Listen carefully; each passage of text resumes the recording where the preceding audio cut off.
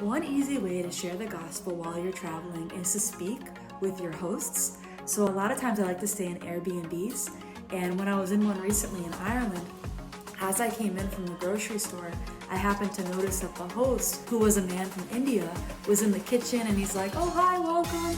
And I hadn't met him before, so I kind of walked in and he was making dinner, and he's like, "Would you like some?" And I had actually just gotten dinner. I was like, this is a good opportunity to share my faith with him. So I was like, "Yeah, sure, thank you so much." And we sat down and he had some soup and some garlic bread, and he shared his meal with me. It was so kind. And as we were talking, I said, like, "Could you tell me about India? I've never been there." And he was talking to me about India.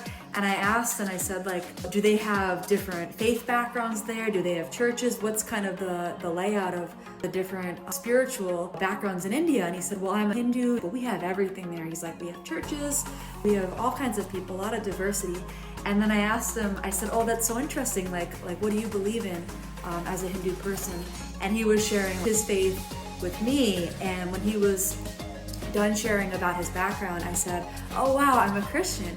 And as soon as I said that, he was like, "Wow." He said, "In India, one of my friends is a Christian, and he took me to church one time, and when he told me that Jesus died for me, I couldn't believe it." He said that made such an impact on me, and I never forgot that when I heard that message.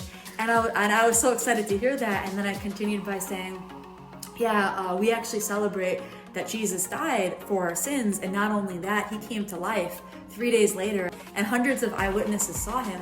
And he was astonished, and he was like, "Wait, he came back to life after he died?" And I said, "Yeah, he did." And he was like, "I have to read the Bible now." And it was such a great conversation. But just little ways like that of introducing the gospel and sharing it with your hosts and just other people you meet while traveling.